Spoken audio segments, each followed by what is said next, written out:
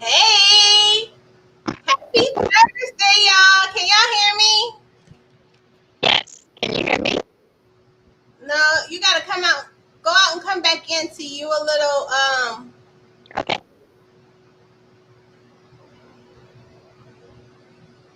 Hey, y'all, how y'all doing? I know I need a bigger screen, but this is already huge. Ken and my little self, y'all know I'm short, so trying to put it on the back of the chair, I don't know. We just gonna have to make it do what it do.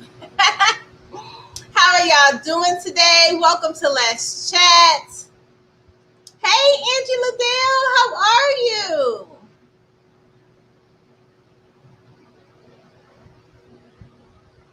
Hey, y'all. Hey, how y'all doing?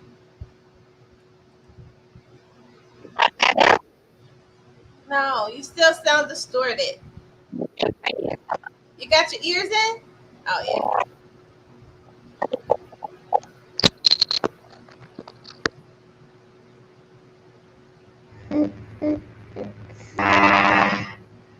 yeah. Try again, T. She'll be back in, y'all. It's bad weather, so everywhere. So y'all be careful out there. Welcome to Let's Chat. I'm Miss Lissha. You know I got my right hand, and most of the time she is my left, the fabulous Miss Toni. Y'all, we talking that talk today with the fabulous JD Manson and Shakir Rashan. We love when Shakir comes on the show. So this is they've both been on the show before, but this is their first time being on live, right? Hey, Misha Mish. Y'all, if you have missed any of our previous interviews, we had Lockdown Publications author Misha on the show, Misha Turner. Head over to our YouTube page. Make sure you like, follow, share, and hit the little bell for the subscription. So that way you get notified every time Let's Chat has a show. You can also catch us on Ebony TV. That's where our replays are posted as well exclusively. You can also run commercials with Let's Chat. So if you would like to run a commercial or if you're an author and you have a book trailer and you want us to run your book trailer, just send your request to thechatradioshow@gmail.com. If you want to be a guest on Let's Chat, send your request, thechatradioshow@gmail.com. We appreciate you guys coming to kick it with us on today. So we about to be talking that talk, waiting for T to come back in. So listen, y'all know it's storming here, right? And it's bad weather. So let me let T in. Hey T. Can you hear me now? That's better. Finally. You look so nice. I like the little updo. Thank you. I said I'm about to try something different. I know. Let me find out you still over there experimenting. Listen, T. I was about to tell them. So, we've had bad weather here. Right. And so I had to get the electrician to come out to do the fuse. And so I kept it done. Wait, so I kept saying, I wonder if that's something I could do. Y'all know I'm always trying to figure out if I could do it. So I had to work. So from work, my son was downstairs. He was trying to pay attention because, he 18, but he only been 18 that long. So he like, listen, I don't know. My mama just told me to watch you. So I kept asking the man, is that something I could do? So he had took the panel off and they went to go get a fuse. And I was looking, I was like, oh, I could have did this myself. My son was like, absolutely, no, you cannot. You see all them wires in there? You don't even know which one go where? And he took the whole thing off? No, you could have did that. Ain't no telling what you gotta be done up in the house. Wait a minute. He was like, you always trying to do something on your own. I told Leash, leave the electricity to the electricians. But listen, some stuff you can do. Like if you get on YouTube, I learned how to fix the toilet. Listen. Okay, the toilet and the electrician and the fuse box are two separate things, Leash. But I looked in the box, T. So it was simple. So you can go to the bathroom in the dark. You don't need to be messing with that fuse box.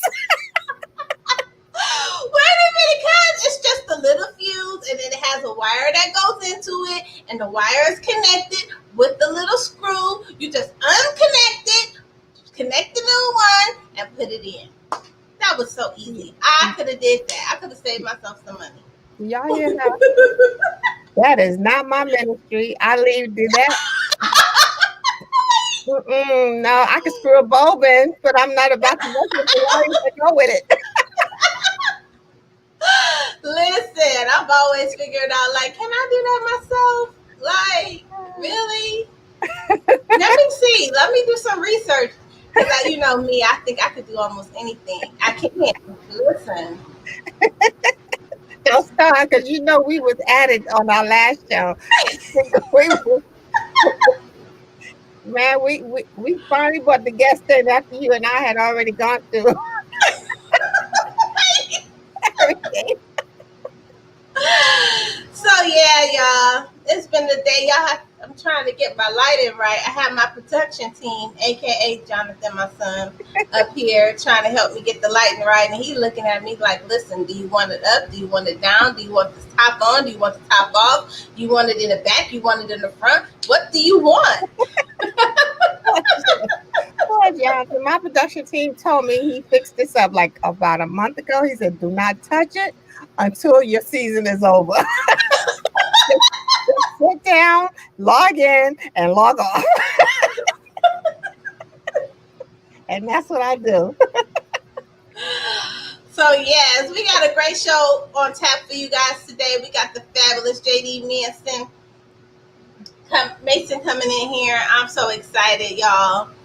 How was y'all weekend? How was y'all week? Y'all know it has been a week. I met a lady. Hey, James Rodman. I met a lady. I talked to a customer today who had COVID since March 9th. March 9th? She's had COVID. She said they call them long timers or something, or 100 daysers if they've had it for more than 100 days. And she said basically they told her either she's going to heal from it Either her body's gonna heal or she's gonna die. But there's not Ooh. nothing they can do. I was like, what type of shenanigans is that? You know how much insurance is? You know how much health care is? Oh, you know something, Leash? You could have told her that. I'm not trying to be, but you know, Leash is the do all be all. She just say, well, sweetie, Right. I was like, you been drinking you some ginger? Did you get you some God some help ginger? us. I mean, I'm just giving her stuff to take. Is she still in the hospital? No, she's in her home, so Oh, she's they been took her home. quarantined. Oh, well, we sending out prayers to you. Yeah, she literally has not left her house for nothing. I know how that is. So it's like, I'm not like, did you? Well, I mean, what have you taken? I was like, I'm sure it's a herb or something you could take to get to strengthen your body. She was like, they told me there's nothing. Wow. I'm like, listen, I don't listen to people when they tell me I can't do something or something ain't gonna work for me. I figure it out. Mm-hmm. And I think especially ginger is really good, especially anything that's gonna be a boost to the immune system. But I just told her, I was like, oh my goodness, I hope you feel better soon. It's Wow. so sad. That's some devastating news right there. Yeah. How you gonna tell somebody either you gonna heal from it or die? Healthcare is one. Healthcare is like one of the most expensive services that we have, and if y'all can't figure it out for all the money that we pay y'all, it's something wrong. That just seems so final, though. You know. It is. It's like basically stay home. It's nothing we can do here for you, and come back if you need us. That just sounds so. I can't. It's just final. That just inhumane. It's like A bunch of shenanigans. exactly, exactly. Well, we sending prayers to you, sister. We sending prayers. Who we waiting for? Miss me. Well, we see Miss Lissha Turner in the chat. Hey, Misha. Hey, Misha Me. She coming to check us out while she is at work. And the one and only Mr. James Rodman. He's always tuning in. He always got something to say. I can't wait to get him in the chat room. Well, he's gonna be on the show as soon as he sent his email. James, did you catch that?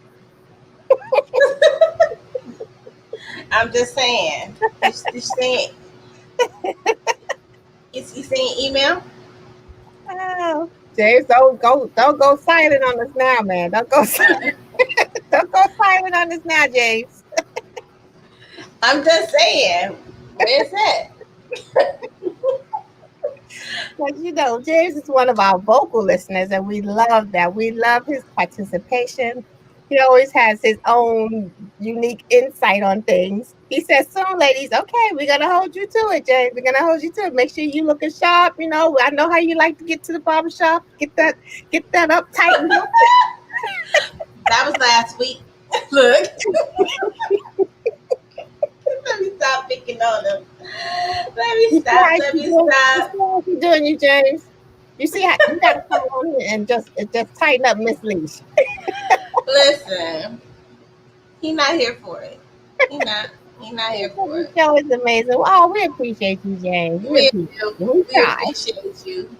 Thank you for always supporting us. Absolutely. We're waiting for Miss Mason to kick down the chat room door. All right. It's been a busy day, Leash. Oh, see. Hey, Quinn. Hi, Quinn.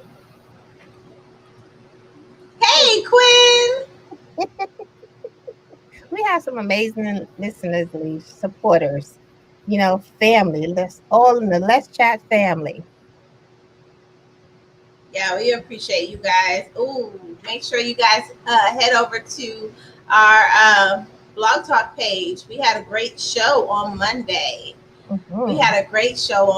So make sure y'all go over there and check it out. You can also check it out on iTunes, iHeartRadio, and any podcast app. Let's replay that. Right. But let you can me check get us out myself on any right. streaming podcast. Anywhere you go, the ladies of Let's Chat go. We're in your pocket, we're in your purse, we in your car. Just hit Let's Chat with Miss Lissha and Miss Toni, and we will be there with you. So we appreciate all the support that you guys are always giving Lissha and I. So make sure you hit those archives because we have some great things. It's full of jewels. It's like an overflowing jewelry box, Leash. Absolutely. We have Wahida Clark on Let's Chat Live last week. Make sure y'all head Oh over to our man, YouTube page. that Y'all, was she was good. dropping jewels. She was dropping jewels. She was dropping jewels.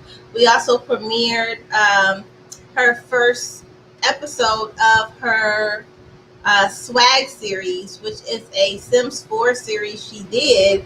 That was awesome. Well, she had a Sims 4 series that was created, and Mhm. she's like, I'm like, listen, just if you want to know how to think outside of the box, outside of the pandemic, to move your Mhm. brain around, you gotta watch. You have to watch how everybody is moving. You gotta Right. watch how they're doing these different things Mhm. that you normally wouldn't do or you normally wouldn't think about doing. It was amazing. I was, I know nothing about Sims, only from you and Miss Nika Michelle, but I was like so amazed and so impressed with just the quality of it, Leash. Mhm. It was so professionally done. So make sure you guys check that out. And we also had the beautiful Miss Kimberly Lawson Roby on. She was absolutely amazing as well. So make sure you check that out. And you can check out our replays on our Let's Chat Live on Ebony TV. That's EBNYTV.TV. Don't give me no lesson on that, Leash. You may give me some homework. List all the channels Let's Chat play on. It's scrolling across the bottom. How about that? There you go. There's my cheat sheet. Oh, EBNY.TV. There you go. You can check all of our lives exclusively on EBNTV.com. And Leash, I like the way the commercials are played in between our Listen, we got some what dope that? new commercials. Shout Yes. out to Impact Magazine because we're going to be able to preview one of their commercial. We're going to preview their one of their ads for a commercial. So Mhm, dope. Shout out to mhm, Shantae Claire. He's going to be sending us a new commercial to run for him. And mhm. then shout out to SF Hardy. She's a children's author. She'll be on next Wednesday, but she sent us a trailer for her new kids children's book called Dancing Monkeys in My Soup. And Mr. Silk White, who's always the one of our biggest supporters. So Yeah. check us out. Our commercial breaks. That's one of the reasons why Alicia and I take a break in between each segment. So first of all, Mm-hmm. each guest gets their own show, but that also allows commercials to be put in between the shows. So if you like to be a sponsor, no worries. Get on up there and be live in that ebonytv.com, but send your request to the chat radio show at gmail.com and we will make Absolutely. it happen. And music as well. Go ahead on and open us up, T. Absolutely. Well, welcome once again this Thursday evening in it was a hot day here in New York, Leash. It was really hot. But Leash and I, we started our show a couple of years ago and we first celebrated literature because we are avid readers, but our show has evolved into so much more than just reading. Now we celebrate the dopeness of all the arts, no matter what it be. And we have had such a plethora of guests with different areas of dopeness. We've had publishers, authors. We've even had some reader groups up there. At least you remember how Oh you had yeah. the book clubs come up. That was a lot of fun show. That was a fun show as well. So anything that's dealing with the arts, pretty much they've been coming through the doors of Let's Chat. So we appreciate each and every one of them. We celebrate it the only way we know how, which is the royal way. So once again, welcome to this Thursday night edition of Let's Chat. My name is Miss Toni, and I got the Miss Do It All over there, Miss Lissha. Listen, 305 shows later, we still are here. We so appreciate you guys. Just think, T, when we first started, it was just once a month. And then we went to once every 2 weeks. Then we went to once a week. And now we're on almost every day of the week. I had to be careful because he'd be like, listen, how Y'all many shows see, you about to do? let me tell you, she just snuck that Wednesday night show up in here. Don't think I didn't. Don't think it went over my head. You know, we are usually here Thursday and Friday, but we've been in here Monday night. We've been in here Saturday night. We've been in here. Now we're gonna be here next Wednesday night. I mean, what other day is there? We're supposed to be a 2-night week show. We're evolving. I need a clone. Lord. But we appreciate all you guys. You know, I know Lissha and I, we're pretty much booked through October, I believe. Right, Lissha? In mid-September. Mid-September. And our last show for the season will be at the end of October. And we got something good coming up in October. So you guys stay tuned for that. So just keep your ears out and your cyber eyes peeled. Absolutely. I wonder if she is on The radio? No, I'm wondering if she is on Central Standard Time. You know, sometimes people get confused with that. So I'm about to switch it up real quick. That's true. And I got to get my charger so you can take me down for a second. All right. Hold on, 2 checks. See, hold on. Let me just do this real quick. Mm-hmm. Oh, we forget about that Eastern time. We always just say 7 o'clock, thinking everybody's just 7 o'clock. I know. Yeah, I always make it a point to say Eastern. Mm-hmm.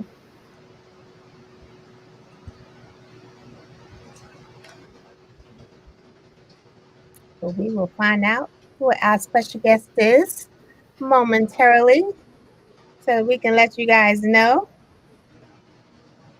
Oh, okay, you're here. You got to hit the link that I sent you. I see you, but you need to hit the link. Hold on, let me put the link. Stay right where you are. Don't move. I'm going to put a link in here for you. Don't move.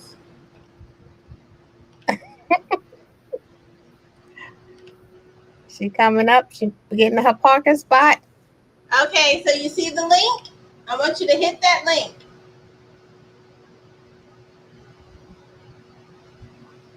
And she will be popping up momentarily.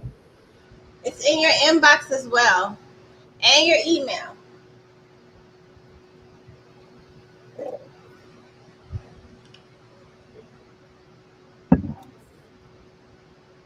You don't know how to get on? Just hit the link. Got it, Lish? Hold on.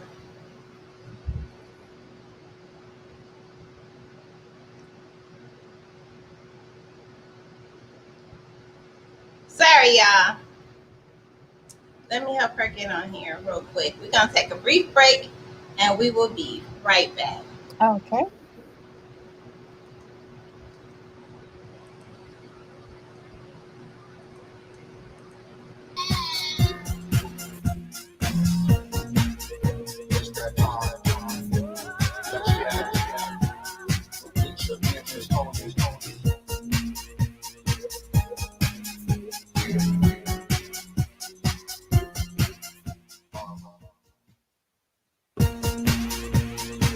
Hey, y'all.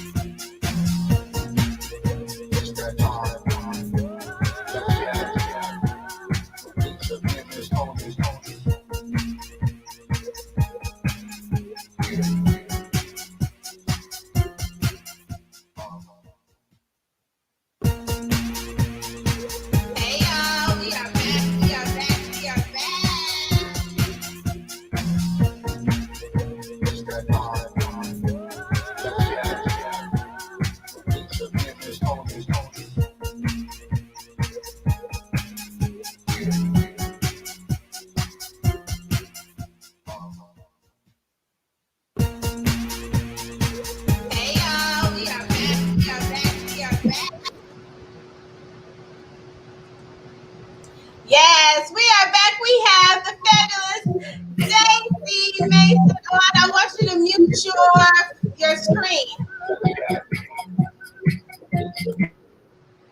No, not that screen. So you're gonna in the tab at the top. You're gonna right click. You're gonna put mute the site.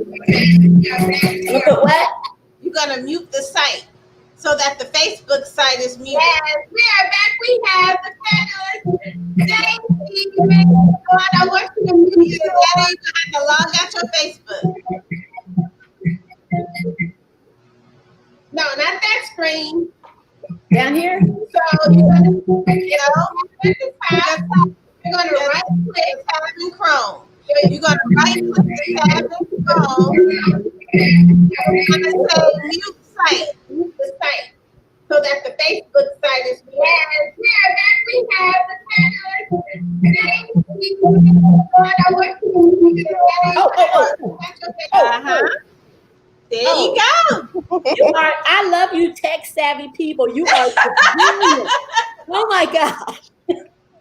That would not be me, child. I'll be like, call back.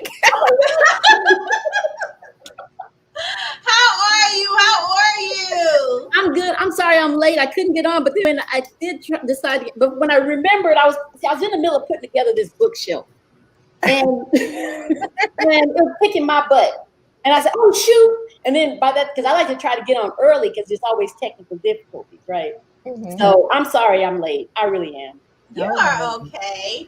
Hey, Nestor Corona, how are you? So, listen, we're going to hop right in it. Tell everybody a little bit about your literary journey and your work. Okay, I am JD Mason, and I have been writing professionally, meaning getting paid, since 2002. I've been around a long time. Started with a book called And on the Eighth Day She Rested, and One Day I Saw Black King, Don't Want No Sugar. Those are my early works. Let's see, I have been, like I said, 16 years doing this. And so, I'm just happy to still be here and happy to still have people who read my stuff. So, it's like, I know writers that have come and gone that I admired. Mm-hmm. And so to still be in this business it's hard business, but it's a blessing to still be here. Absolutely. Now, we always talk about a go moment, and the go moment is when thought and execution come together. And a lot of times when we're mindful about how we speak to other people, how we treat other people, how we pour into other people, and how we encourage other people, but when it comes to our background, somebody got their side up. But when it comes to ourselves, we tend to give ourselves excuses on why we can't do something. So, what was your goal moment when you decided to start writing? This is my go moment. I was married. No, I was married, and we weren't at the best time in our marriage. And my husband at the time, because I was so busy wondering what he was doing, and he told me at the time, you need to get you some business. And I was like, he is absolutely right. Because me checking his phone and stuff is none of my. That's not me. I'm not that person. I'm like this. Whatever you're doing, you're doing. But I'm not just waste my time stalking you. Whatever is out there's gonna come to light, and when it does, it does. We'll handle it accordingly. And when he told me that, I was like, he's right. I don't do anything. I just work and take care of kids, take care of family, and I wasn't doing anything for me. And I'd always wanted to write. And when he said that, it was like somebody flipped on a light switch. And from that point on, I became obsessed. And I became so obsessed that we broke up over it. How you gonna tell her to get some business? And then when she gets some business, you run away. You don't have time for me anymore. It's like, no, I got business. Now you said get some business, and she got her some business. Yep. And I did, and I just became, it was like that was my goal. I mean, I definitely kept up with my kids, but that was my thing. It was all of a sudden it's like, oh, whatever. But we ended up, divorced. We're still good friends, but we ended up divorced, and it was like that was the best thing he could have said to me. That was the best thing he could have said to me. So wow. Well, I think it's true that everybody, everything happens for a reason. Yeah. And I think that when women, because we are programmed that we give to so many other people, that we are told that we're being selfish when we do for ourselves. Right. And I think you have to, in order to be happy, and in order for your kids or your husband or your spouse or whoever to be happy with you, you have to be happy with yourself. So there is a level of selfishness that is required, that I think everybody needs to step up and accept it and embrace it. It's not selfish if something I'm doing is making me happy, because you're getting a happier version of me. You're getting a better, more present version of me, because I'm not lacking. Right. Now, JD, when you was told to get some business, did you have any idea that it would be in the literary world? I mean, did you have any other interest that you may have gotten business with? That was it. And I mean, I had just bought we had just bought a computer, and this was back in the day when computers were a big deal, right? We just bought this computer, and I was planning on using it for writing then, but I could never start and I could never finish. Really? And and it was like I honestly didn't know how to write a novel, right? And so I'll never forget that the first draft of On the Eighth Day She Rested, I remember working my butt off on that book. I worked so hard on that book, and when I finished, I had maybe 100 pages, double spaced, right? And I looked at this stack of paper, and I remember thinking, that's not a whole book. I mean, it's double spaced. It's like 50 pages, right? And I worked so hard. But then this voice came to me, and it just said, "You're the writer. Make it a book." And from that point on, it's people think writing is just sitting down one time and boom, you come out with the 80,000 word novel and you're done. It's like, that's not writing. That's not writing. Writing is coming up with 100 pages, thinking you have just worked as hard as you can work on something, and then having to go back and figure out, how am I going to add 200 more pages to this? Right. That's the work. It's the work. It's the work of the revision. It's the work of the editing. It's the work of the other revision. That's writing. That's where you lose a lot of people with writing. A lot of people say they want to be writers, and then they push out, I'm going to write a book. Like, I'm just going to punch out a book. And it's like, okay, you wrote something. Now you get down to the real work, and a lot of people don't want to do that work. That's so true. Yeah, that's where you lose. And JD, you've been in the business for almost 20 years, and you started out just making it some business. But if you can tell yourself 3 things that you've learned over these almost 20 years to yourself then to help your career, what would you tell yourself? I would tell myself to not compare myself to somebody else, to not compare my work and my achievements or my failures to somebody else, because when you do that, it can be discouraging. You see somebody else achieving something that you dreamed of, and it doesn't happen for you necessarily, or it doesn't happen the way you think it's going to happen. Right. It doesn't look the way you thought it was going to look. And you compare yourself to other people, and it becomes hurtful. You just start to feel like a failure because you didn't accomplish what somebody else did. Right. That's not true. You don't know what they're going through. Exactly. So that all that glitters isn't gold. It looks great on the outside from your perspective, looking at the world, but you don't know what their struggles are, and I guarantee you they have them. That's one thing. Another thing I would tell myself, and what I did tell myself, is to be my own best cheerleader. Be my own cheerleader, because if nobody else believed in me, I had to believe in me.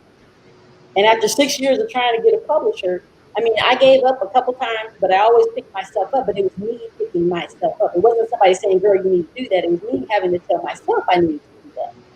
And that's hard, being your own children, because sometimes because you have to find that faith in yourself that you have no proof that it's going to work. Mm-hmm. You have no proof that what you're trying to accomplish is ever going to happen. All you know is you want it to happen, and you're going to work really hard to make it happen. Mm-hmm. And the third thing I tell myself is, don't do this for money. Mm-hmm. Don't write for money. And Elin Harris, I was at when he was alive, I went to a signing that he had, and he said that, and I was like, you're Elin Harris, you got all the money, right? Mm-hmm. And I just couldn't relate. But years later, I understand what he was saying, that you do it for money, not that money's not good, but don't make that your motivation, because you'll lose sight of what your passion is. You'll lose sight of why you came into this in the first place. This is not a get rich quick scheme.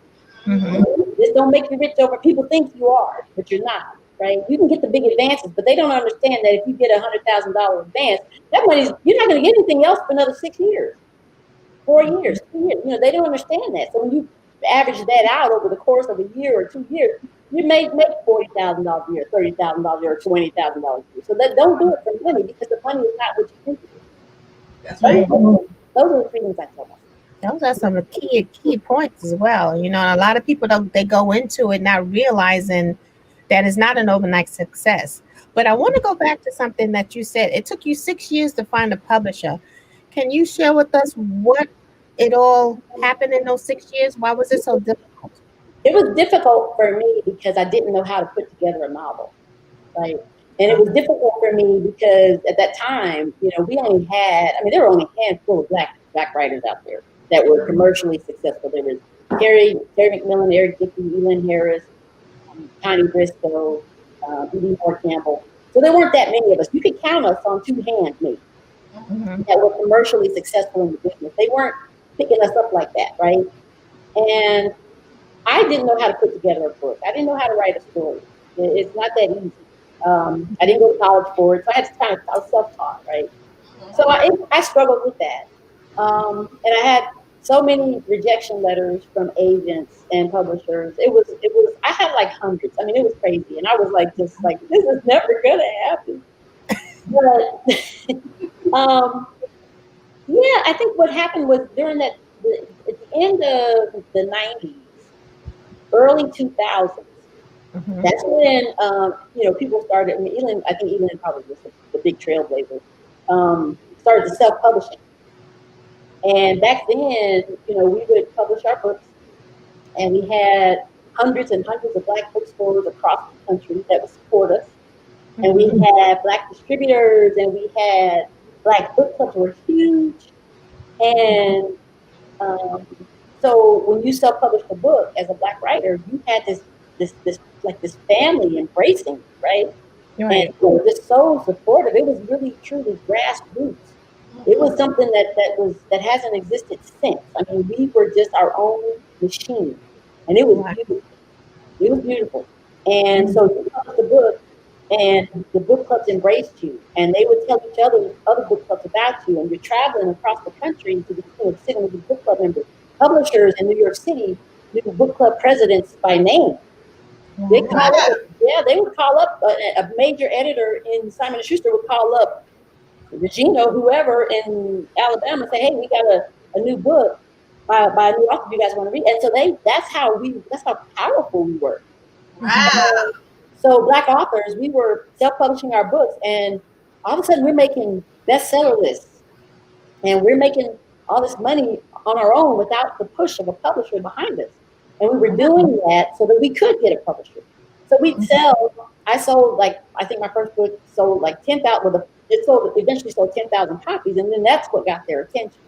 When you hit those big numbers, they were like, oh, well, we want to sign you to a deal. So a lot of us ended up being signed to major contracts. I think that was the turning point for most of us. But then what happened, publishing got us, and I don't think they really knew what to do with this. Right.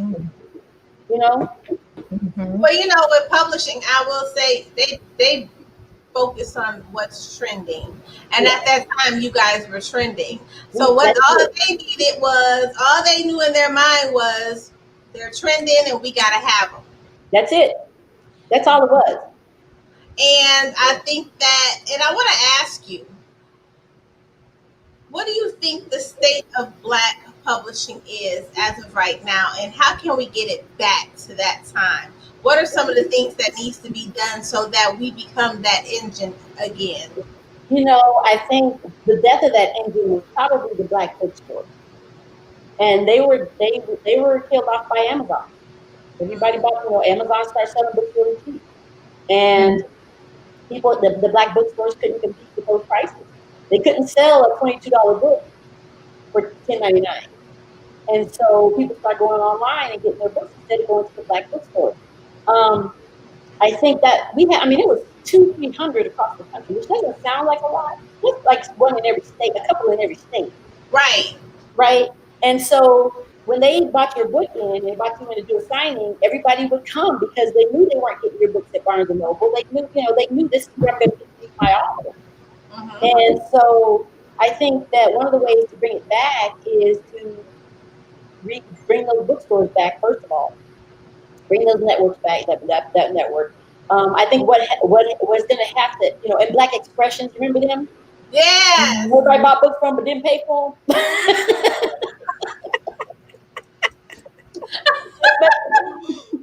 People would just be racking up. Ooh. But then Black Expressions it had a wonderful catalog. You knew who had new books out.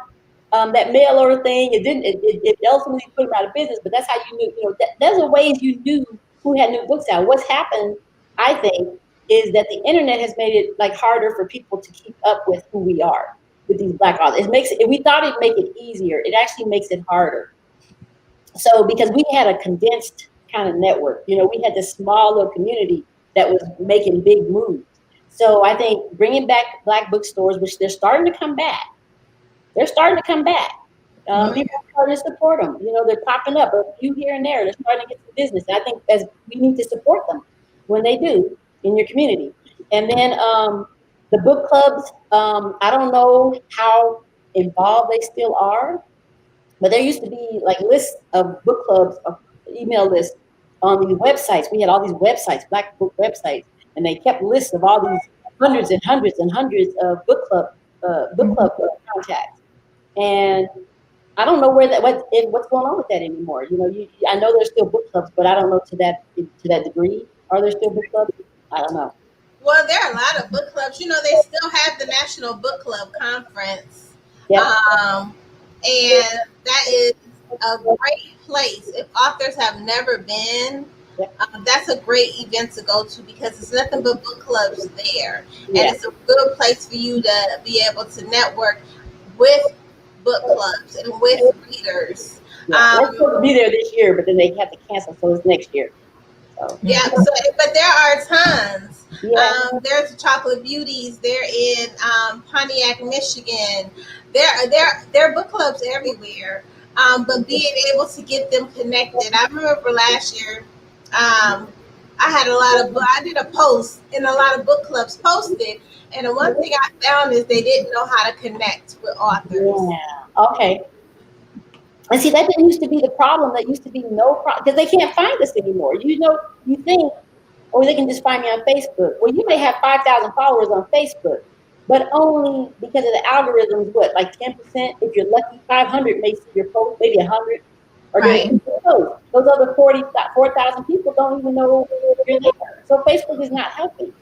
Instagram is not helping. There's other ways we got to find. And I think that's really the issue. We've lost contact with each other. Because I think the publishers think Black people aren't reading. No, we're reading. We're just having a harder time trying to find each other. But you said one key thing as well. You said the publishers had bookstores on speed dial. They knew who the presidents were. So when the publishers stopped connecting to the book clubs, that stopped allowing the book clubs to connect to authors. Yeah, that's one way.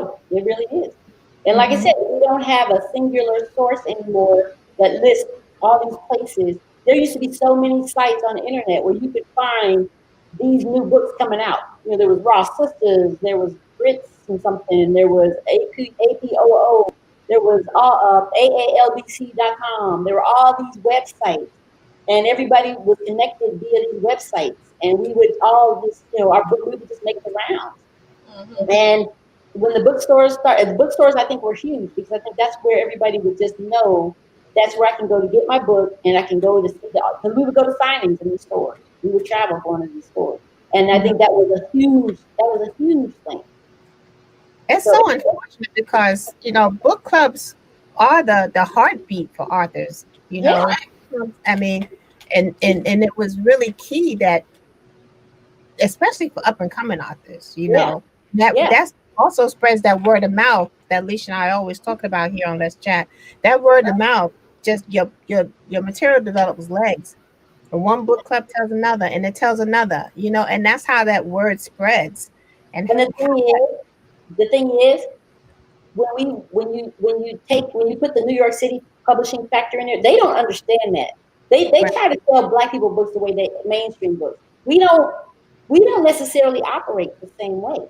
Right. Our word of mouth, our grassroots is killer when we have it, when we exercise it. We just when we put it together in our own, because the reason we did that back in the day was because we weren't getting what we wanted from New York City.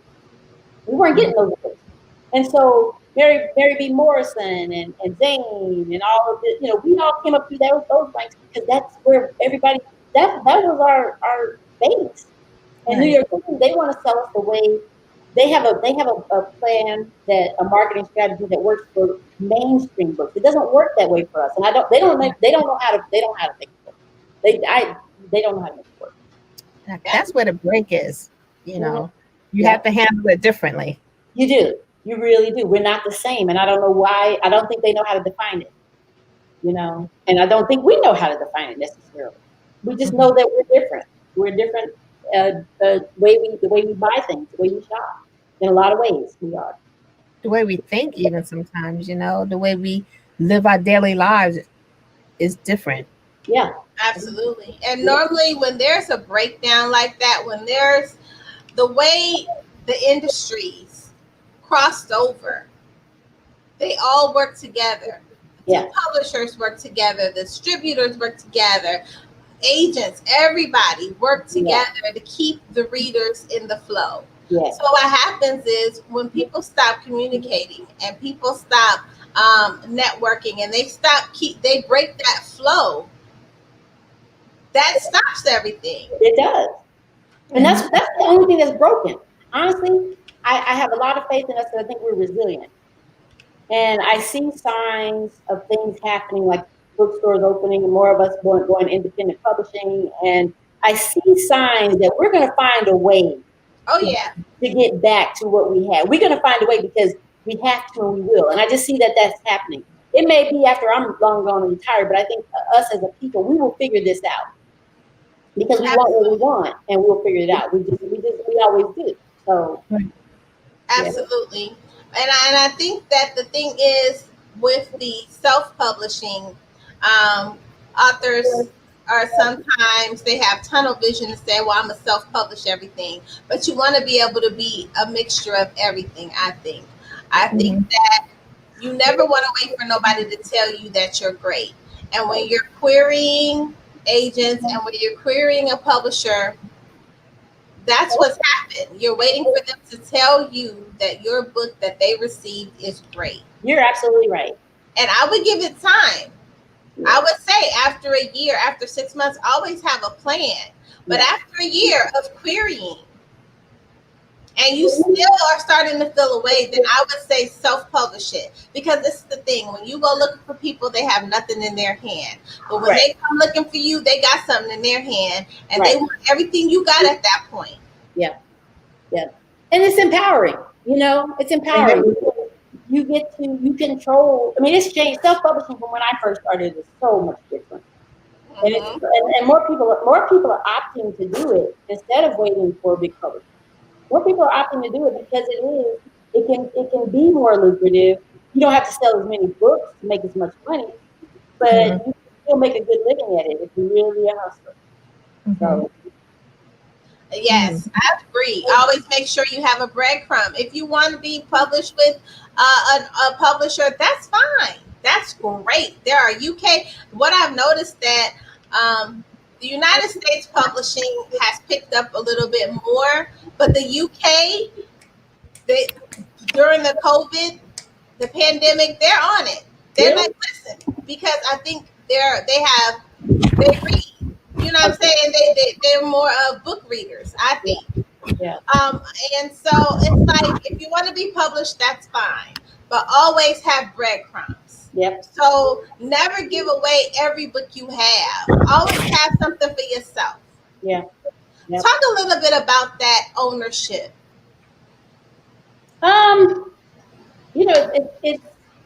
It's empowering. It's because I've been mostly traditionally published. I've been mostly published with big publishers, and so there are pros and cons to that. I mean, they do most of the work as far as like marketing, or not marketing, but distributing and printing and editing and all that stuff.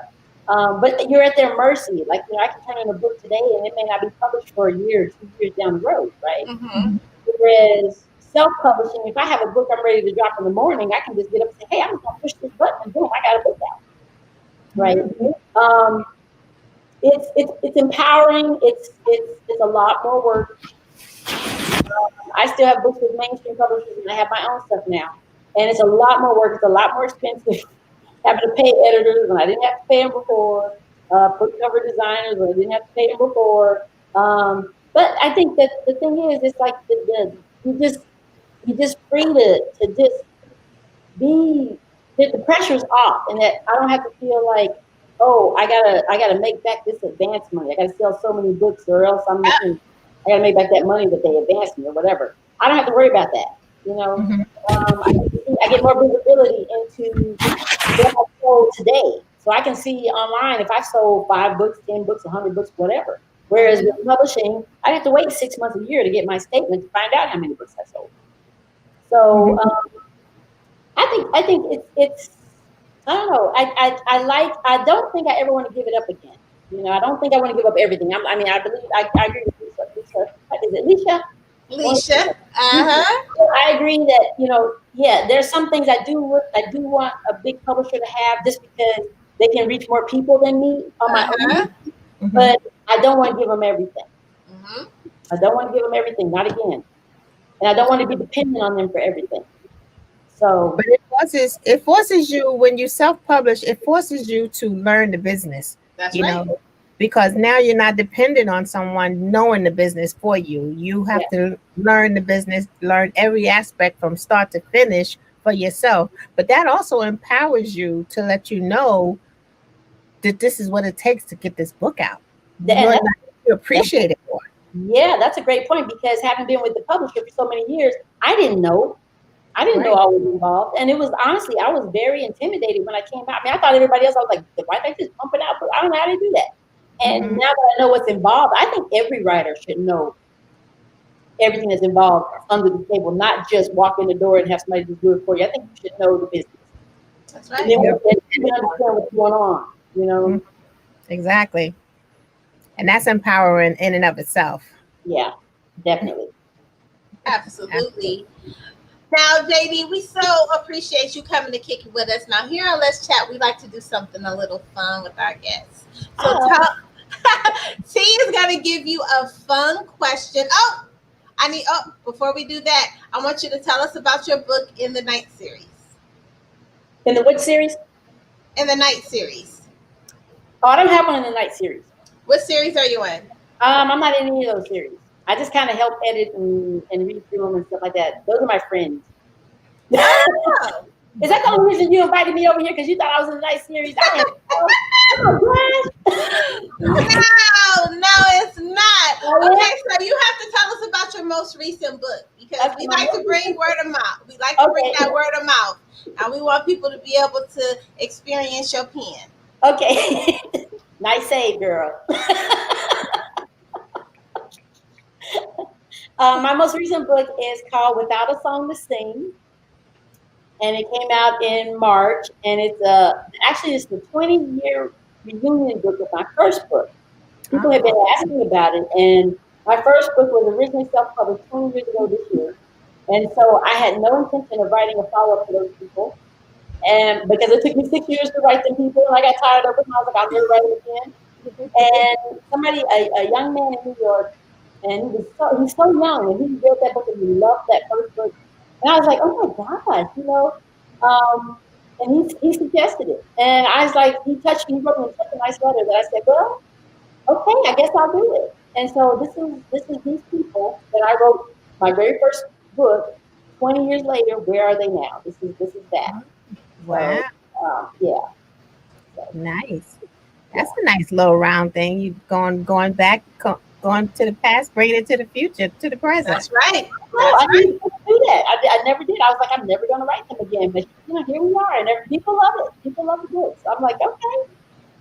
You can get a lot of good ideas from those that read your material, That's and right. it's like it makes you think, okay, I never thought of that. Exactly. Exactly.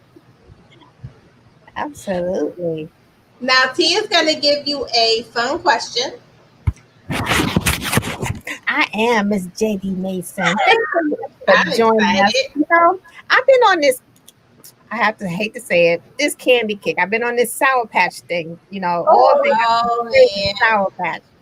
So, Miss J.D., if you were a candy bar, what would you be and why? I would be a Baby Ruth. Oh, Baby Ruth. Because I'm chocolate, I'm a little bit nutty, but I'm sweet in the center. I love it. A Baby Ruth, huh?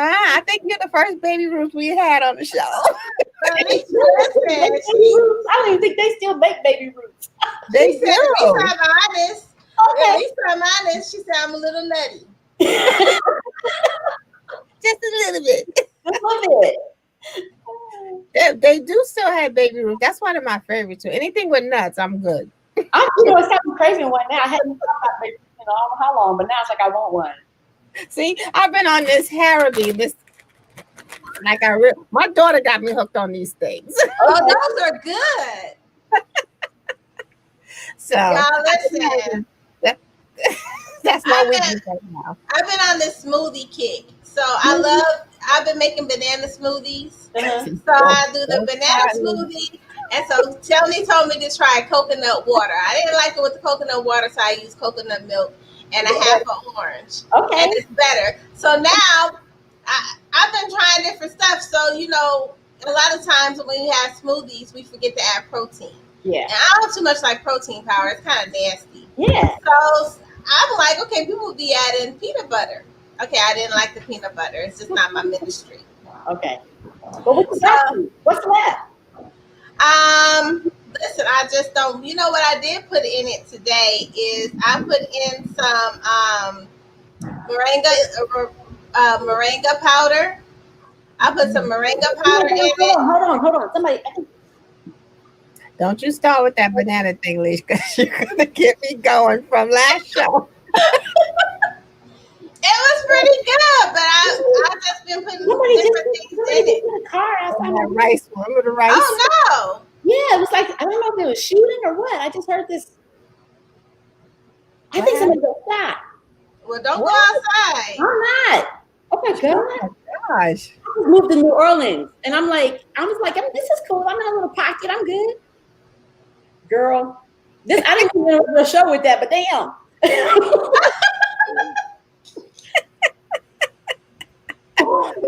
Don't be going to no door, girl. We don't need nothing straight coming through. No doors and no windows. I ain't seen nothing. Stay low. Toni. Stay low. Be safe. If it ain't Corona, it's something else, right? Listen, something always going on. Where did you move from? Look out. But she didn't move now. I just moved here from Raleigh. And I had just moved to Raleigh a year ago from Denver. That's my hometown. And I didn't mean to move here. Just things worked out. This is where I ended up being. Mm-hmm. So I'm like, wow. I'm going to close my curtain and act like I ain't here. Cut the lights off. I know, right? Like on Halloween when the kids come trick or treating, y'all don't act like we the only ones that put the note on the door and turn all the lights out. Right? How come nowadays these kids don't know though? They ring it anyway. Right? They be like, don't say nothing. Get away from the window. Yeah. Why you sitting there eating all the candy? Wait a minute, because you know the end of Halloween, that's the best time for those that like treats, because you know everything is like 80% off. Because so it's like, let me go get my treats now. Yep. That's right. Yep. Better pile up on those baby rules, JD. I know, right?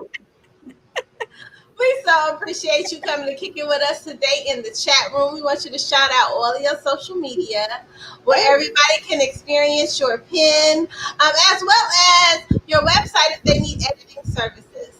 Okay, let me bring it up so I can. I'll never remember. Okay, I am. You can find me at author JD Mason. No, JD Mason author.com. You can find me at JD Mason on Facebook.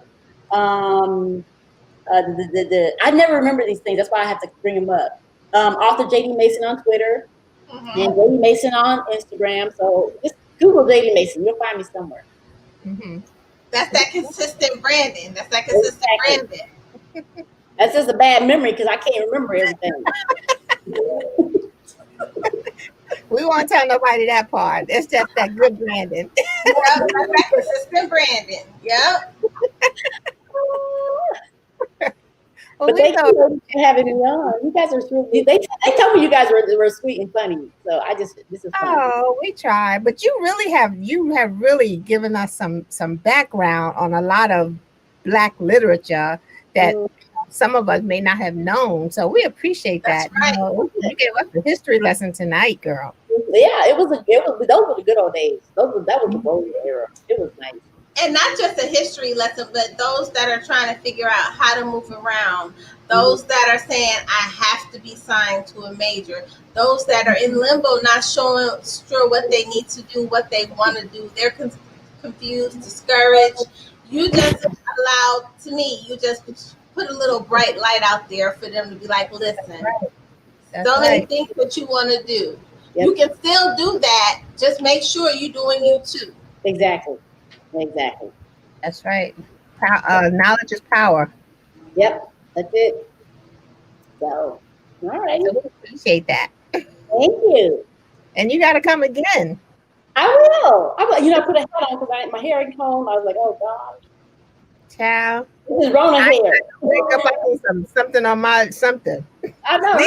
Lisha's always the one glowing, and here I am, Miss Black and White. Oh, T. Don't let T fool you. T come up in here sometime. I'll be like, I need to go change. Where you going? You got on pants, T? You got on pants? I got on pants today.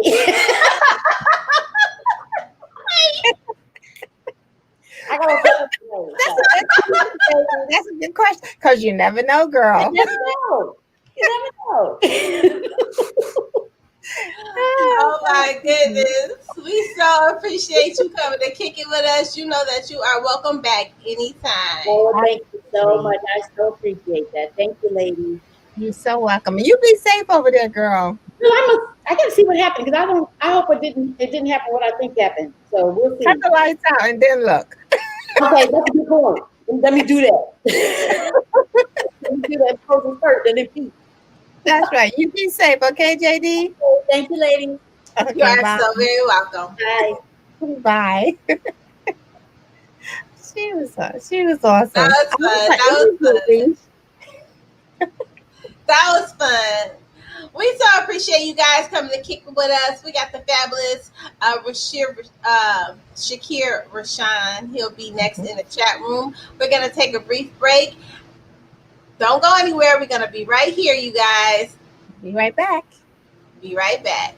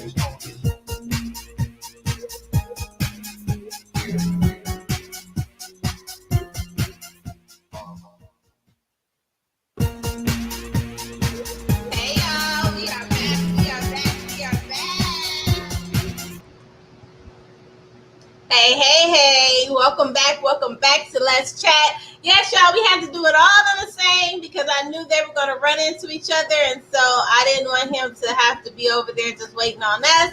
So I brought him over here to us so he can hang out with us on this live. We got the fabulous Shakir Rashawn on the line. Welcome back to the chat room.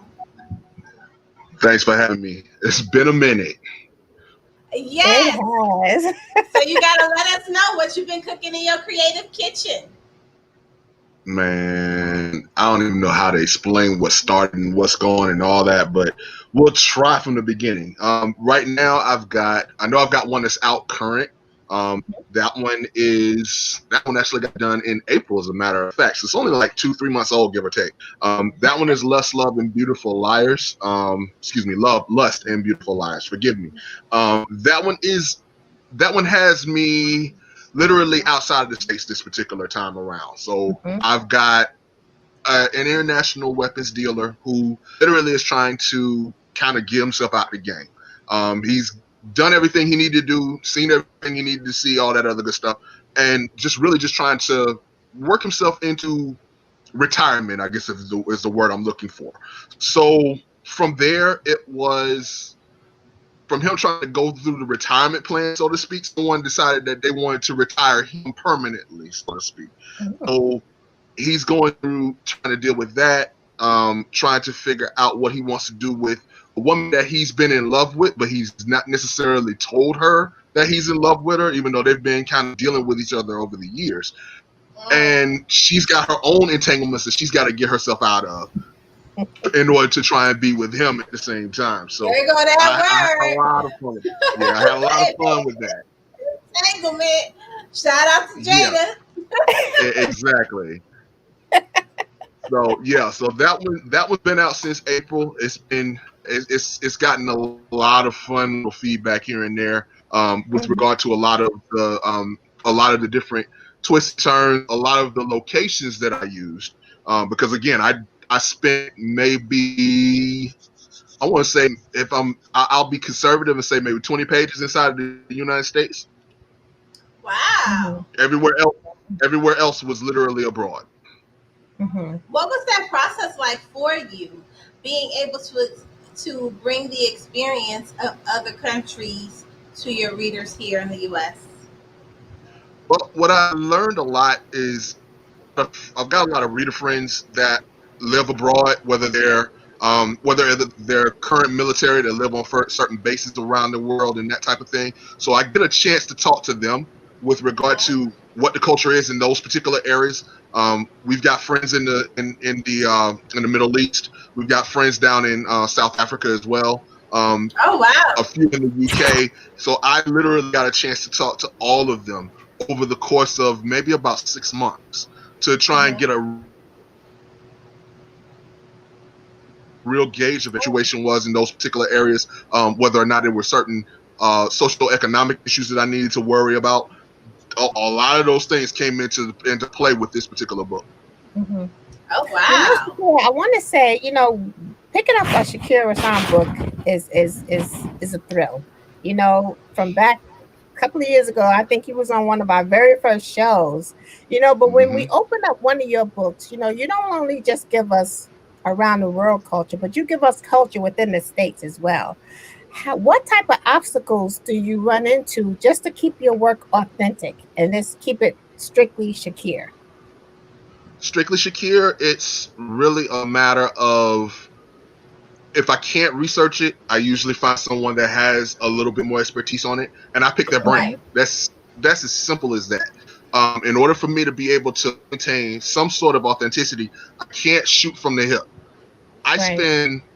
Before I paper, I may spend anywhere between a month to 3 months researching, just to make sure that I have a good spin, a good grip on what it is that I'm talking about before I actually put the fictional spin on it.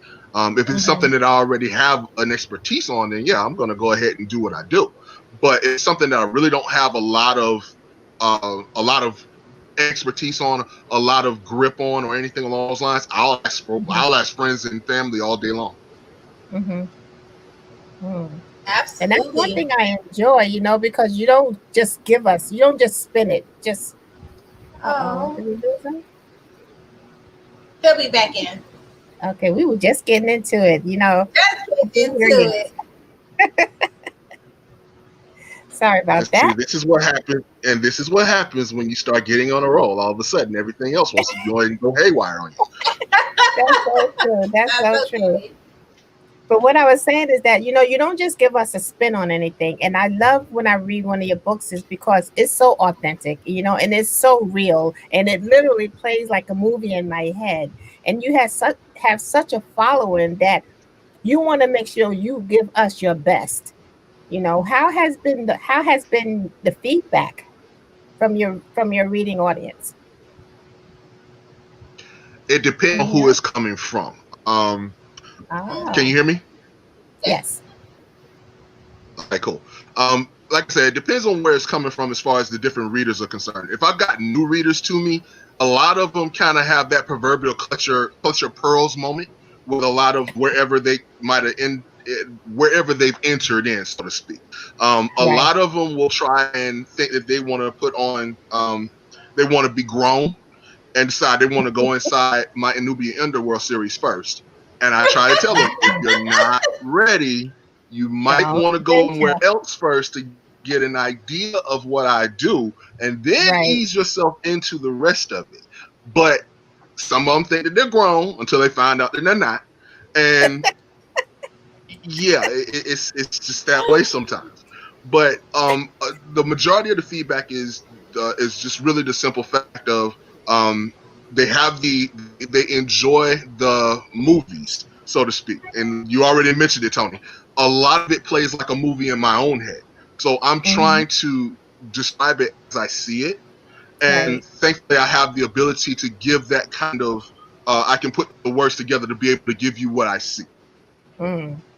And that's what the majority of them kind of appreciate more than anything else, is that they Mm-hmm. get to see what I was looking at the time that I was looking at it. They get a chance to see what the city looked like or what the country looked like of wherever Right. I sat my character into, and a Right. lot of that I give a lot of credit to a lot of the writing classes that I had to take when I was in college, and just learning and perfecting it as best as humanly possible. Mm-hmm. Okay, Lissha already letting the chat world know that this is one of my favorite authors. Yeah, this is You listen, know how I listen. feel about This is one of Tony's favorite authors, so I just sit back and I listen. But I got a I question because mean, hey, you've written under Zane. We always talk about a go moment. A lot of times we're very mindful about how we speak to other people, how we treat other hmm people. right. What was your go moment? Like that moment when you decided to say, I'm about to publish. That was when I was indie. And that go moment was actually more along the lines of, it was a push moment than anything Oh, else. So my wife was the one that actually pushed me out, as opposed to me just saying, okay, I'm going to do this on my own. I was writing for years while we were dating and eventually when we got married. And she just got tired of reading it by herself. So oh. she was like, you know what? Let somebody else read this for a change, that type of thing. And eventually we pushed it out to trusted friends, and as we were getting the feedback and as far as what felt would be worthy to push out, that's when we decided to go ahead and go independent and actually started, because I actually wrote The Awakening back in, I say, 2006. We published it in 09, and that was pretty much it from there. From that point, it was going through the whole process of dealing with how the self-publishing industry was back then versus what it is now. Of course, there weren't as Mhm. many outlets to be able to really push that stuff out. I mean, I mean, let me think. Ingram Spark wasn't even around. It was Lulu, and God, that was I don't even want to talk about that. That was ridiculous, trying to deal with them in that particular regard. I'm like, God bless them. They did what they could with the technology of the time, but no. Had I had it to do all over again, I would have gone a whole different route. really. Mm. Now tell us about your process, what it was like to be able to write with Zane. What made you submit to write with Zane? Because with Zane, I already knew about her as far as what she had already come out with as an author herself, and a lot of the material that she came out with was in line with what I already had. It was just convincing her that that was the case, and the way that I got in with her, I actually got in with her through through a short story that eventually got included into Chocolate Flavor 3. So Oh, I got her attention that way, and because I got her attention through the short story out, it was easier to push the rest of it into it at that point. So it was easy. I mean, that particular story was, I want to say, 3,500 words. From there, it just pushed in from that. Mm-hmm. I love it. What was that feeling like for you as you've grown through the industry? You started as a self-publisher. Now you are writing for Zane. What was your world feeling like at that time? That was more along the lines of, I won't say I didn't think that I wasn't good enough. I'm like, Toni already know my ego is ridiculous, so it is what it is when it comes to that. But a lot of it was really just a matter of, I just needed the shot more than anything else. I already knew what it was. But a lot of what I wrote was ahead of the time in a lot of instances. When I came out with the Nubian Underworld series, nobody was thinking about putting people of color in that atmosphere. They were so used to non-people of color being in that atmosphere and being in those relationships and things of that nature, that by the time I got around to putting it out in 2013, that's when we were in the midst of dealing with everything with 50 Shades of Grey. And I'd already told folk, I'm like, I dated that nonsense way back when. So I'm not worried about whether or not you feel like I'm copycatting. Right. If anything, it's nowhere near the truth. But it took some time to really speak with Zane with regard to that, and being able to get her to understand that what I have is unique, and she'll see that for herself when she actually sits down and reads for herself. So when she got the awakening, she found out just how unique it actually was, and we ran with it. Right. That's absolutely awesome. I remember when he came on the show, our motto is, if it's gonna be nasty, let it be nasty. And he was like, well, I'm in the right place. That. You didn't say but a word back then. I was like, you know what? Okay, I can deal with that, but I want to make sure you're aware of exactly what we're talking about. Now, one of the things, you said earlier, the use of words, your verbiage is so out there and so particular. Because sometimes, Lissha and I, we're book bougie. We're able to admit it now. We used to keep it in the closet back then, but now we embrace it. From the book cover to the way your name appears to the colors even on your book cover. But character names are also important, and especially in being able for a reader to properly pronounce it, to feel it. How much do you put into naming your characters? Each of my characters has their own understanding of where they come from. Exactly. Especially with regard to a lot of my erotica, they have reasons for the reason that they have their names. There's it may be a part of their personality, it may be a part of whatever quirk that they have going on as far as that was. Everything is theatrical with me. So even my pen names, they have a meaning behind them. So it's not necessarily that I'm just picking one out of a hat or I'm looking inside of a book or anything along those lines. Everything has a research point and it has a reason for what I had to give them at that point, so that I could give them as much of their own well-roundedness as possible. I didn't want them to feel two-dimensional. And the only way to really do that is to start with the name and then be able to move forward from there. Right. Because, a character's name, Lissha and I can say, you remember that character in so-and-so book. That name stays with you long past the end in a book, and it sometimes carries over to years. I can remember characters that I read years ago. So they are so important. And I love hearing it from an author, what they put into giving a character's name, because they take on those characteristics. Right. And it's important because what happens is when you write a book, you want your book to be able, in the words of Victoria Christopher Murray, create legs. And your characters are what creates the legs. The legs are the things that move around in the reader circles. The legs are the things that the reader say, girl, who is this? Now they arguing. Everybody got a book boo. Now they fighting over the book boo because they like, well, he mine. No, he mine. They literally fight over the book boo. So being able to, how does that make you feel to be able to create those characters that resonate with so many different characters, so many different readers? I appreciate it more than they realize. What I try to do is try to see if, as they read about those particular characters, I try to see if I can have them evolve over time, because after a while you don't want them to get stale. You want them to be able to have as much of their own journey as humanly possible, even if you're carrying them over in cameo roles in other sides, in other books and whatnot. It gives them the ability to work through figuring out how they look now, what they're doing, and what they're doing now, so to speak. There's a lot that goes on in that. It's easy for me to have them in a cameo in another book and have them kind of move through.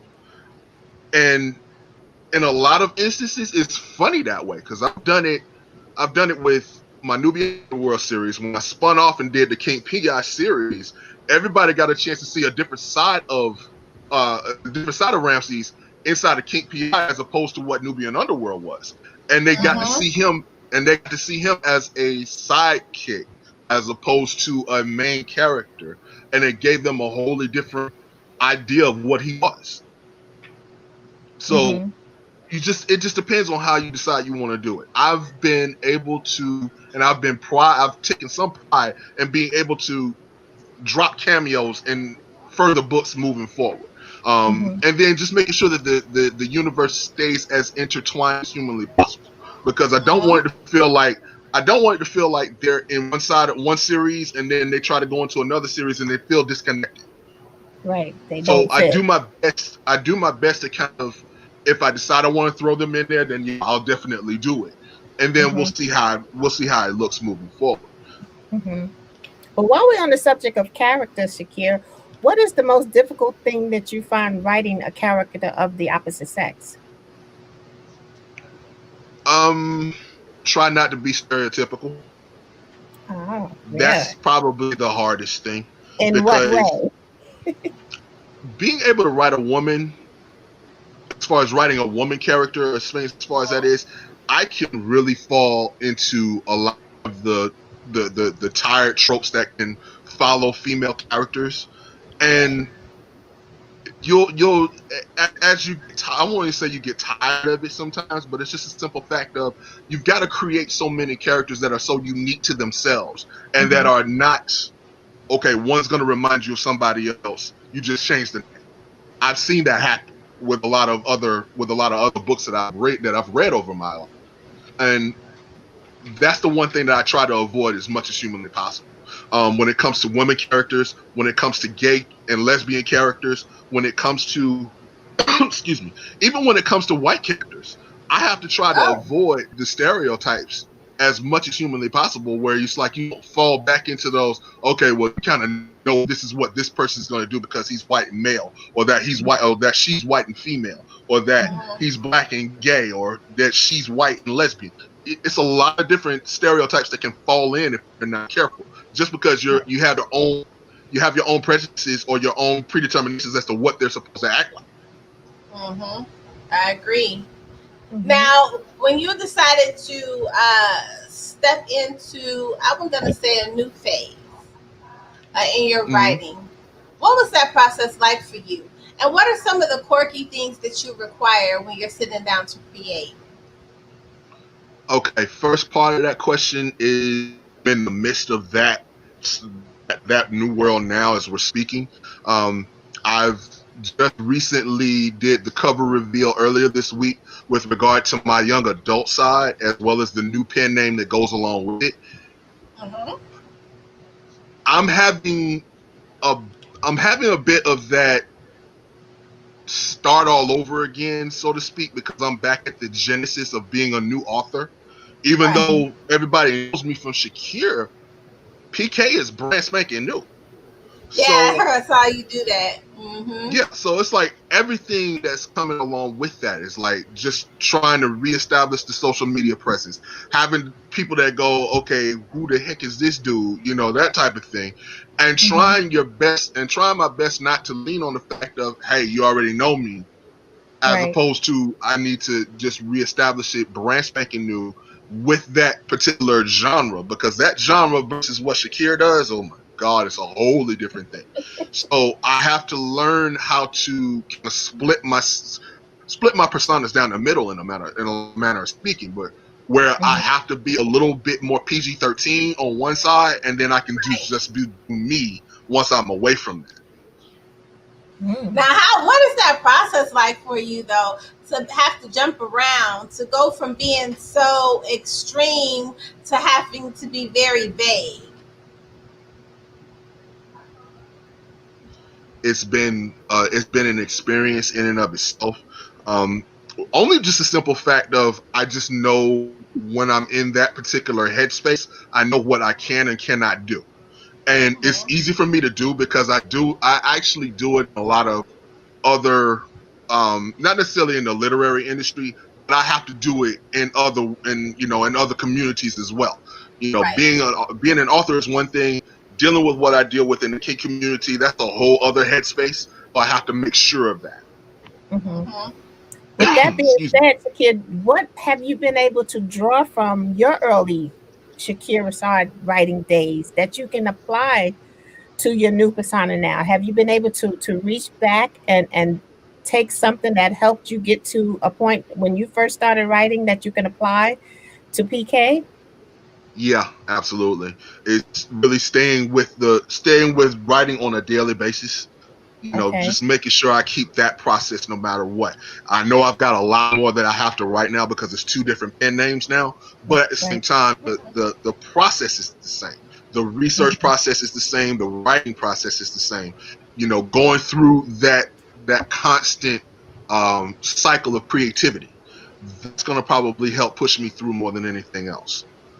Mm-hmm. I Has that love. also, I know, right? Has that also reinforced your love of just getting into writing, with like starting out as a new author? Has that been reinforced? In a manner of speaking, yeah, it's given me a third life, I guess is the word I'm looking for. My wife and I always joked that writing was going to be my second life anyway. So now that I have another pen name, it's just going to be a whole other path that I get a chance to travel, which is separate and unique than what I have to do with Shakir. Mm, Ooh. okay. Now, what are your experiences with the new genre that you're in? Now, what do you like? What do you find the hardest part about jumpstarting that genre? Understanding that the algorithms are different over there as far as the young adult side is concerned. There's a lot that there's actually a lot more that I can play with on the young adult side than I ever really could as adult or erotica or anything along those lines, because I've already got that groove on that side. So now I have to figure out that rhythm on this side with regard to young adult, the paranormal side, suspense and thrillers, all of the stuff that I do as an adult. But now I have to remind myself that it is a young adult side, and that's a different readership. Mm-hmm. Mm, awesome. Now you mentioned your wife a couple of times. How is the queen doing? Want to give Yes. her a shout Madam is out. doing well. Yeah, she is doing very well so far. Right now, we're just going through trying to, get through a lot of what's going on with this pandemic. A lot of it's been just us working from home, more than anything else, which has done wonders for her more so than anything else, because she doesn't have to go through the grind of actual commute and getting to the campus and all that other stuff, and all the stuff that we have that we kind of take for granted or took for granted at the time. So yeah, Mm-hmm. it's she's been doing really well. Right now, That's awesome. we're trying to deal with the possibility. Yeah, I see you too. The possibility of dealing with. No, my daughter walked into the room. No worries. But yeah, we're getting ready to go into the next phase of being empty nesters soon, because our Oh youngest, shoot! Y'all gonna be yeah, having a our party youngest every night. Yeah, our youngest is graduating high school in May, so we got to start working on the next college life and where she's going to end up, whether she's going to stay in state, whether she's going to go out of state, and preparing for all of that as well. And then, from that point, things kind of jump a whole lot differently then. Right. Now, as parents, how are you guys adjusting to that idea of her maybe going off to college in the COVID season? Yeah, that's not going to be easy. We're dealing with it on the high school level because she's really staying home and doing everything from a virtual perspective. She's been doing that since March, so she's good to go with that. As far as the college side is concerned, I don't know how it's going to work with regard to how the universities are working through this whole pandemic nonsense. Now, I mean, we had University of North Carolina literally open up, then shut everything back down in the course of a week. And they didn't get a refund either. So no. Right, that's what I'm saying. So it's like you're telling us, okay, we're gonna spend all this money, all this energy to get the child on campus, and then then all of a sudden you're hearing your child going, by the way, we need to come back home. Pick me up. Come on now. Exactly. So, but I think that if we're not looking forward to that. I think if people wanted our kids to go back to school and they wanted their sports to come back, then they should have been doing what they should have been doing months ago so that we wouldn't be in this position. You can't all of a sudden expect everybody to go back to some normalcy and don't expect the virus to spread. So, no, you're absolutely right. It's hard for parents, especially with school, with children in school. Should I keep them at home? Should they go to school? So that's a very, very difficult decision to come to. And I think it's very difficult. COVID is requiring people to pay attention. It's requiring parents to start paying attention. So these schools, when they do come back, they're going to have to come back a whole different way because now parents are paying attention. When I saw that on the news, the first thing I went to was my son's school's website. I'm like, so in the event, I'm looking for, in the event, what's going to happen? What's going to happen? I'm hearing folks ain't getting refunds. What are y'all doing? So now we're asking questions. We're concerned. We want to know, you're right. What are you doing with the roommates and is everybody being tested? And I mean, what's going on with that? Exactly. Yeah, it's a lot. It is definitely a lot in that regard. It's like, I don't know how to explain it to folks, but I mean, yeah, we had a lot going on even a century ago when we were dealing with it as the flu pandemic, but things were different back then. So we can't, it's really hard to teach any lessons or learn any lessons from what happened back then because technology was not a thing.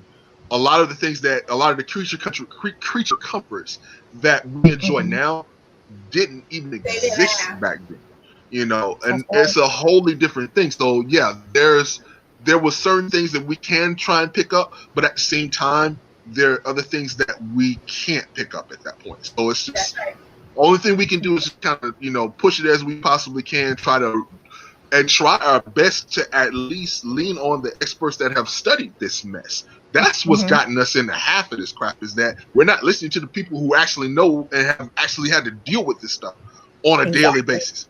If we listen to them, we might have been a little bit better than what we are right now. But here we are. If you look back at the pandemic of 1918, it took them 2 years really to get it together. But we do know by 1920, the United States was flourishing. So we were kind of back together, but we also know in 1919, a big industry went on strike. So that means that we're going to have a lot of companies closing in the next year. And we're going to have a big industry that's going to go on strike in the next year. And I think it's going to be the postal workers. It's going to be a huge strike that's going to really rock us because now they're really essential. And so now if they're striking, now everybody's trying to figure out what can we do to fix it. Right. And so many depend on it also. Now, TK, I want to go back. We're talking about COVID-19. We've been in quarantine for a couple of months now, since March. What can we expect a new Shakir to come out of this quarantine looking like? Will you be different? In what way? What can we expect from you that you've learned over this quarantine time? I guess fictionally speaking is trying to figure out whether or not I want to incorporate the pandemic into my fiction, or if I just want to literally step away and just give people the escapism of it, as opposed to we got to incorporate it into the escapism anyway. Like, there's still going to be certain realities that we're going to have to face, even as we're trying to flatten the curve out. And, we're going to be dealing with this much like we deal with the flu seasons. You'll eventually have no other choice but to kind of work through everything as you see fit.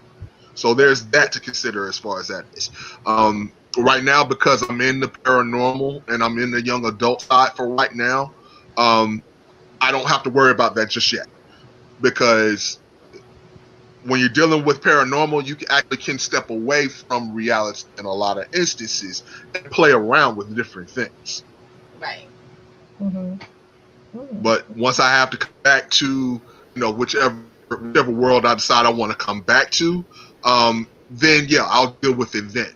But hopefully by then we will have had a grasp on things, and then it won't have to look so extreme when we're trying to incorporate that into the everyday fiction.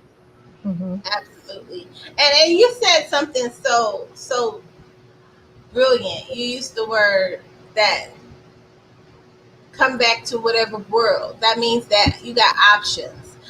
When you decided to start writing in multiple genres, that option that you gave yourself, how liberating is that as an author? It keeps me from being pigeonholed. A lot of it is, if I stayed in the erotic world, then there's only so much that I can do. After a while, it starts to become a little stale. So for me to be able to jump into whatever genre that I decide I want to, whether it's suspense, whether it's crime fiction, whether it's, contemporary romance, even though half of my stuff is anywhere near contemporary. It just depends on I get to play around with not only I get around to play with the persons, I get a chance to play with the atmosphere, and then I can really kind of do whatever it is I wanted to do at that point. Hell, within Service to the Senator, I get folks an alternative world as to what the federal government looked like that was completely different than what the reality we were dealing with at the time. Listen, y'all ain't ready. Y'all ain't ready, because you are, when it comes to you and your pen, you're kind of like a visionary. You kind of see things for what we don't see right now. You're seeing beyond the trees to be able to say things gonna be a little different, and this is how it's gonna look, and to be able to write that in a way that resonates with so many people. That's a really really great talent to have. Now, Believe me, go ahead. Go ahead, man. After you, lady. I really appreciate what you bring to the industry. We really do. Well, I appreciate it. Thank you. A lot of what you're explaining in terms of not necessarily as visionary per se. It's just a simple fact of I love being an Aquarian. We stay in the future anyway. I'm constantly thinking 6 months down the line, no matter what time of the year it is. So it's not that I worry about anything that's upcoming or that I'm trying to play with whatever's in the moment. I want to see what's next, what's around the corner. And if I feel like it's something that I might want to take a look at or research or whatever the case may be, then yeah, I'll go ahead and write on it at that point. And then it works itself out beautifully at that point. Awesome. As long as you have a grasp on it, then there's the sky's the limit. Yeah, absolutely. Now, as you know, here on Let's Chat, we like to do something fun with our guests. So But of T is course. going to give you a fun question. I don't know what it's going to be. That's not my ministry. I'm just here for the I'm here for the lights and the excitement of what you're going to give us from this answer. All right. You All right. ready, Mr. Let's see what we Shakir? got. Okay. Okay, go Well, ahead. first of all, you know, Lissha, and I appreciate you. And don't let it be so long till you come visit us again. You don't let No, it be I'm another gonna. 10 years. Yeah, I'll definitely. No, we don't need to do that at this time. Right now. But I'm still on my candy kick because I've been like. So your question, your fun question is going to be related to candy.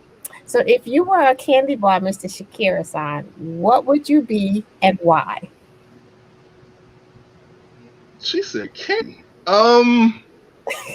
Bloody hell! I tell you what, we'll go.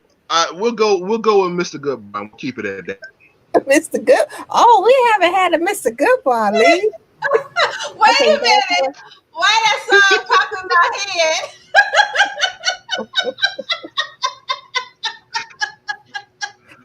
That There song ain't no just need. popped in my head. There is no need for me to explain that at this particular point. You can take whatever you decide you want to and run with that. just take it and run. Absolutely. Oh goodness. We so appreciate you Good one. coming I and like kicking with Mr. us. Goodbar. I got one for you though. I got one for you. I got one. Okay, go ahead. You have the ability to write an anthology. Mm-hmm. You can have 3 authors in it, dead or alive. Who would it be and why? Elin Harris, Eric Jerome Dickey, and my third. Ooh, that's interesting. I'll say Kimberly Lawson Roby. We just had Ooh, her on the Miss show last week. Kim. Yes, we just She had was Miss on Kim on last week. last week. Yeah, I've got plenty of different genres to play with. I've got plenty of different perspectives to play with. It works itself out beautifully. Now, That's why a did nice you pick? mix. But why did you pick those 3? They've had indirect influences on my career in one form of fashion, more so than anything else. Elin Harris, for obvious reasons. Eric Jerome Dickey actually influenced a lot of my ability to kind of expand my universe because he is masterful at doing so. You can read any type of book and you'll find a character from a previous book anytime, anywhere, as far as that was. So that had an influence on me as far as that was. With Miss Madam, even though she writes in a completely different genre that I would never consider writing in, she brings characters to life in a way that I can do nothing but respect and appreciate. She Right. does. We Right. always say Miss Kim is not for play. That's Yes, right. exactly. Especially the I think it was the Curtis Black series, I believe. Oh, yes. Mhm. Yes. Yeah, Oh, I believe that's what it was. yeah. She was on last week talking about her new one, but Miss Kim, you know, she is such a beautiful soul, you know. And we posed that question to her, and believe it or not, she's never collaborated with anyone. Isn't that right? Wow. It was amazing, Leash.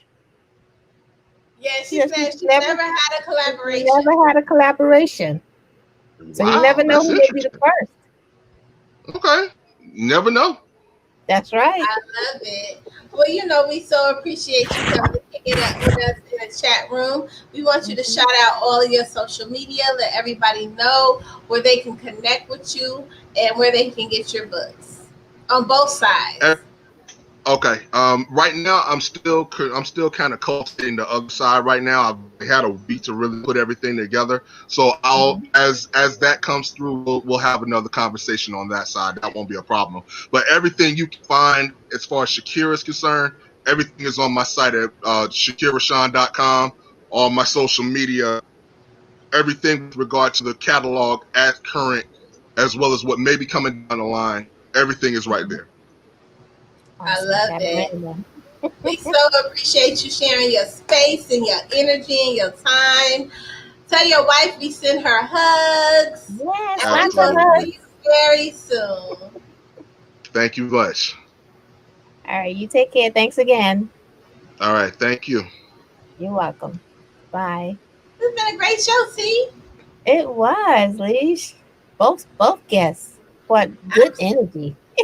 Yes, and lots of information, y'all. Listen, Mhm. that has been, I think, the spectrum of writing on different levels where you Mhm. can experience so many things. I think the best part about an author and what we do here on Let's Chat is allowing readers and listeners to be able to experience their energy. Because Right. really, if you think about it, people are not buying what you're writing for real. They're buying the experience that they get when they interact with your pen. Mhm. That's They're right. they're purchasing the experience that they get when they interact with you. Mhm. So And that each author, experience. that's true. Go ahead. And each author has their own experience, their own unique experience. I mean, everyone that we have interviewed, Leash, that that experience has been uniquely them, and that's what we so appreciate. You know, having the various and different genres, the different authors that come on, we really appreciate them. Absolutely. We appreciate you guys kicking it with us here on Let's Chat. If you'd like to be a guest on Let's Chat, no worries. Just head over to the chat radio show at gmail.com. Drop us a little email and we'll be glad to get a date going for you. Also, Mhm. make sure y'all catch us on our replay on Ebony TV. Again, we want to shout out Impact Magazine. We will be able to be running one of their ads as a commercial. So shout out to Nisha. Thank you so very much. Shout out Sean Sinclair. He will be running one of his other book trailers as well. If you want to run your book trailer or even a commercial with Let's Chat, no worries. Just send your request to the chat radio show at gmail.com. We will see you guys on the airway tomorrow. We will be talking that talk with those authors from the King series. So we will see you guys Mm. tomorrow. And you guys have a good day. Be safe. Good night. Good night.